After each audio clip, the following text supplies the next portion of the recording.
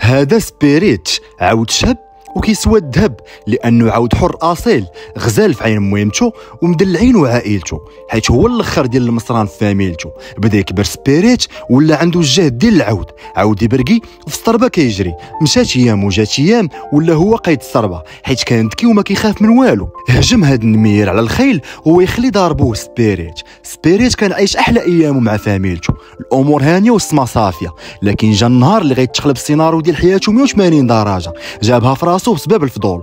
اول مره شاف البشر بان ليه داكشي غريب، بغى يكتشف هديه ديال اش خص كالعليان خاتمه مولا. لكن شافوا رعاة البقر عرفوا عود حر كيسوى الذهب، حاولوا يصيدوه لكن خونا سريع قصد عائلته باش يحضرهم ودار لهم خاويه في عامره، لكن في الاخر داروا ليه شده العمى في الظلمه. مول بدا ما ساعفتهاش، حاولت تعاونوا لكن سبيريت قال لها رجعي في حالك حيت خايف عليها. سبيريت كان خايف حيت ما عارفش مصيره واش المطرقه ولا المشناقه، لكن كان مرتاح حيت فاميلته ما تاذاوش. وهنا غنعرفوا انهم جابوا المعسكر الجيش الامريكي. جا الكولونيل قال لهم اش درتوا في الدوريه العساكريه؟ قالوا لي صيدنا العود بري المعلم، عمرك داق شي لحم وكفته؟ قال لهم لا، هذا غنركب عليه وغيكون ساهل بحال الاحصنه البريه اللي دازونا. هنا العود هرس العصا ديال الكولونيل، بغى يبين لي راه قبيح وصعيب يطيح. هنا الكولونيل قال لهم ربطوا عليا الدهش وعيط الحداد باش يقاد لي الديكرادي ويسمر لي رجليه. لكن العود قرب لي الحداد بين على نيابو تداروا لي كمامه. حاول الحلاق يحيد لي القصه لكن دار لي قرم على يدو مع منتا وحنا كتزادينا قباح. هنا الرئيس قال لهم بداو معاه في التداريب، لكن العود كان بحال التور الهيج اللي طلع فوقو كيكابري بيه وكيجيب الربحه. هنا امرهم الكولونيل باش يربطوه وما يعطيو لا ماكله لا شراب مده 4 ايام. النهار الثاني المرود جابوا واحد من الهنود حيت صابوه خاون بيسي، هادي غاسته من راسي، صابوه كيشفر من الخزينه ديال المعسكر.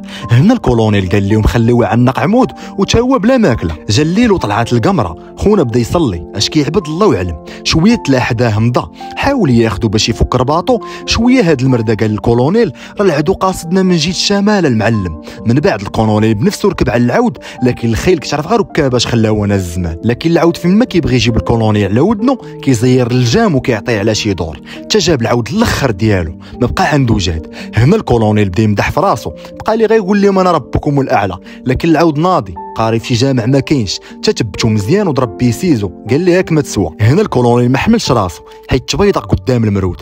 هنا هز الفردي على العود يلا بغى يورك، الهندي تحرك دار داكشي ديال قوه التدخل السريع. هنا العلام زين السلهام ركب على زين تبوريضه وقصد مرابط الخيل وعز الخيل مرابطه واعتقهم تا هما ودار زغيده حافظ. وهنا شدوا قبيله ديال الهنود. جا الليل جا الهندي حيد ليه الجام وخلاه يرتاح. في الصباح سبيريت شاف الشعر حرير كيطير من البديه بدا يغير. هنا اكتشف راه كاينه شي حاجه احسن من خصو حيط الراس. لكن البوغوصه طلعات ليفي وقالت لي اسمح لي ما كنت صاحبش. هنا الهندي حاول يدربو لكن خونا باقي راسو قاصح، كيرطاب غا قدام هاد العوده كيولي بحال المشيش.